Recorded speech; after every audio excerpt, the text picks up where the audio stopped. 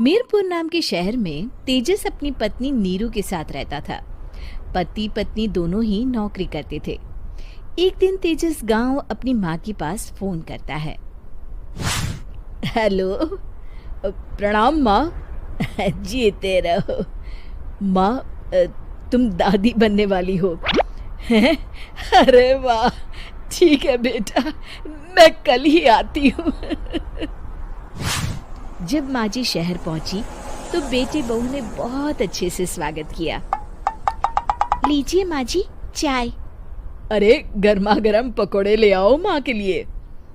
नीरू रसोई में गई और 2 मिनट में ही पकोड़े ले आई।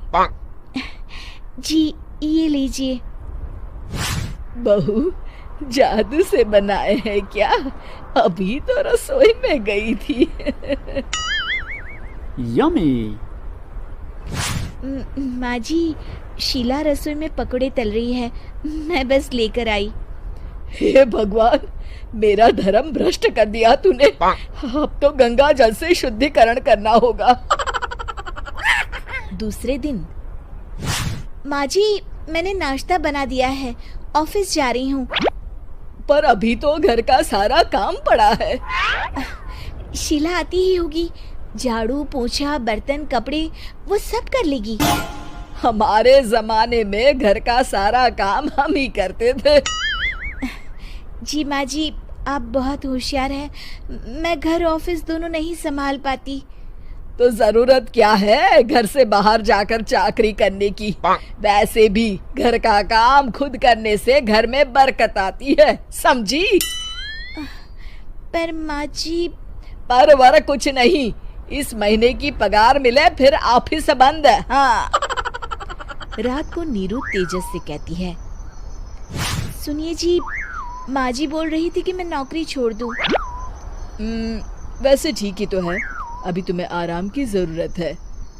फिर भी आराम कहाँ, शीला को छुड़ाने के लिए बोल रही थी।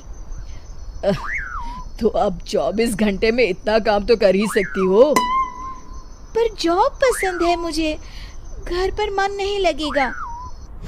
अगले दिन जब दोनों ऑफिस के लिए निकल रहे थे, मेरी तो कोई कीमत ही नहीं है इस घर में।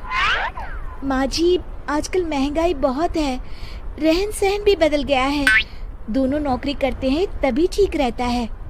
अच्छा, तू कहना क्या चाहती है?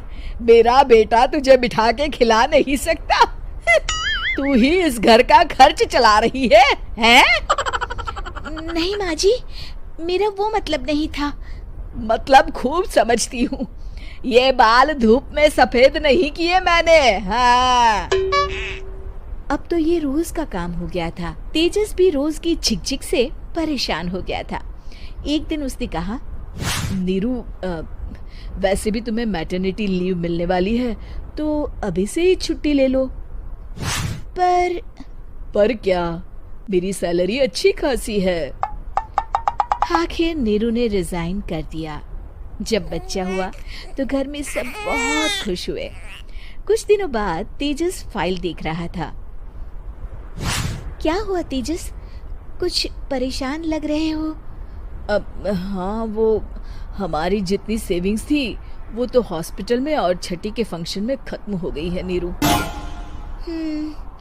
और अभी वैसे मंदी चल रही है तो मैं बोल रही थी कल मुन्ना को हेपेटाइटिस का टीका लगवाना है। नीरू, क्या पोस्टपोन नहीं कर सकते? नहीं जी, बिल्कुल नहीं। अब तेजस को समझ में आ रहा था कि उससे गलती हुई है। पैसों की कमी का असर घर के माहौल पर भी पड़ रहा था। अगले दिन, बेटा मेरा चश्मा और ये दवाइयाँ ले आना, पर्चा देते हुए माँ जी ने कहा। जी। तेजस, मुन्ना के लिए दूध का डिब्बा और डायपर भी ले आना, और ये किराने के सामान की लिस्ट है, इसे भी लाना है। तेजस गुस्से में लिस्ट मरोड़कर फेंकता है और चिल्लाता है, पैसे क्या पेड़ पर उगते हैं? ये ले आना, वो ले आना। अरे पर ये जरूरत का सामान ही है। वो गुस्से में बिना कुछ कहे ऑफिस चला गया। अरे लंच तो ले जाइए। नीरू दौड़कर डिब्बा पकड़ाती है एक दिन खाना खाने के बाद, नीरू, अब तो मुन्ना कुछ बड़ा हो गया, तो अब तुम वापस ज्वाइन कर लो ना जॉब।